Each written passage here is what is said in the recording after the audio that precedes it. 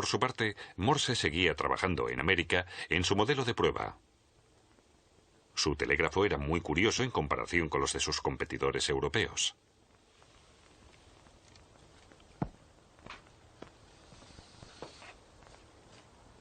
Morse construyó su modelo casi exclusivamente con piezas que había encontrado en su estudio. El mecanismo de un reloj en un caballete desplazaba lentamente la cinta de papel sobre los niveles de apoyo. El lápiz que anotaba los códigos de transmisión estaba sujeto boca abajo a un triángulo de madera movido por un electroimán.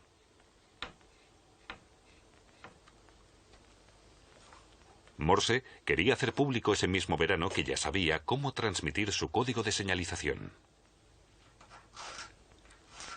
Escribió una frase en placas metálicas modeladas de diferentes formas, con las que las letras y las cifras se podían representar mediante impulsos. En principio, el concepto era sencillo y eficaz, y ahora Morse quería llevarlo a la práctica.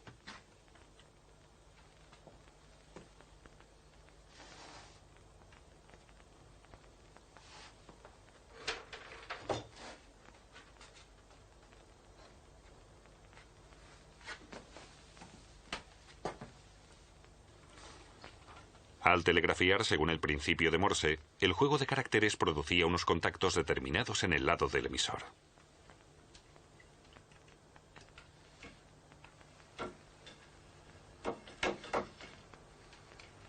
En cuanto fluía la corriente, el impulso movía hacia adelante el lápiz en el lado del receptor y éste dibujaba un ángulo.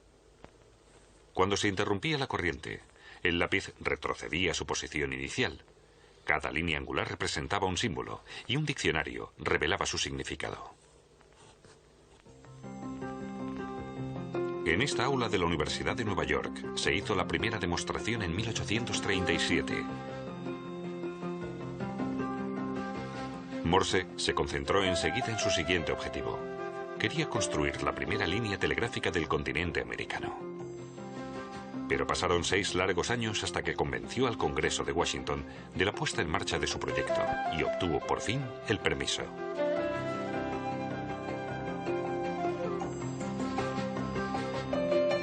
Así, en 1843 creó la primera línea telegráfica en Estados Unidos, desde la capital, Washington, hasta Baltimore, a 60 kilómetros al norte. Pronto se crearon nuevas rutas. Entretanto, Morse mejoró su invento original. Con el nuevo teclado Morse, telegrafistas instruidos podían transmitir hasta 80 señales por minuto. El nuevo alfabeto Morse era un código binario.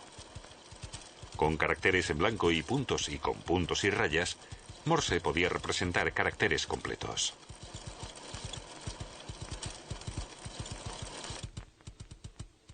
Los telegrafistas debían dominar el alfabeto Morse. Pero ¿cómo sabían cuándo terminaba un carácter y empezaba el siguiente?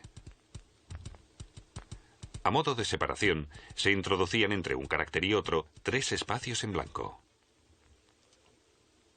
El principio básico de la telegrafía ha seguido vigente sin modificaciones. Un telégrafo es un electroimán accionado a distancia. En el lado del emisor se produce un contacto con el teclado Morse. En el lado del receptor, el electroimán acciona una palanca y mueve un lápiz sobre la cinta de papel. Los mensajes se envían como una secuencia de impulsos. Varios impulsos conforman un carácter. Este fue el primer mensaje que el propio Morse envió desde Washington hasta Baltimore.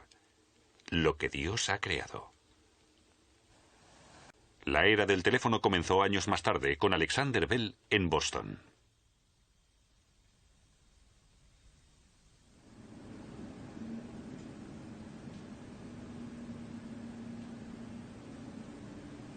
Bell conocía los estudios de Rice y con ellos una teoría, que la lengua humana se podía transmitir mediante la electricidad, con un mecanismo que variaba la intensidad de la corriente eléctrica según la oscilación del sonido.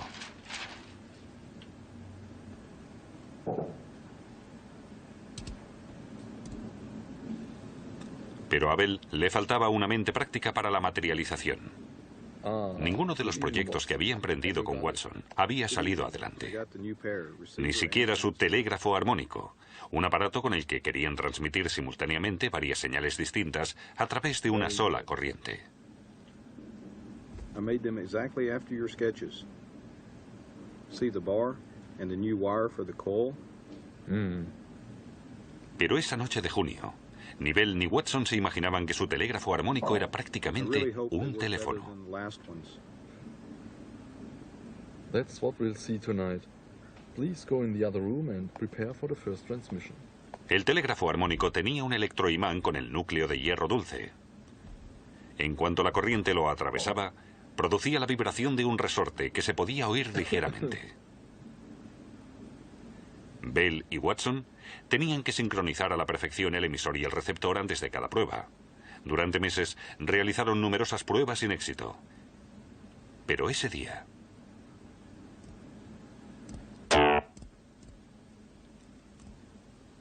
Bell creyó haber oído la vibración propia de una placa metálica. No era una ilusión sensorial. What happened? I don't know. Nothing special. ¿Qué había pasado? Watson había querido aflojar un tornillo demasiado apretado y se le había resbalado.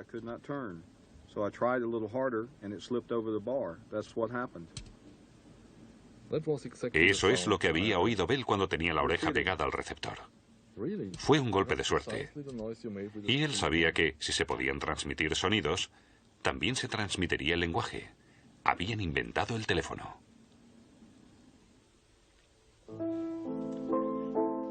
El 7 de marzo de 1876, Alexander Bell solicitó la patente de su invento. Pero lo hizo solo un poco antes que su mayor rival. Eliza Gray, inventor de Chicago, llegó a la oficina de patentes solo 2 horas después que él. 2 horas que le salieron muy caras.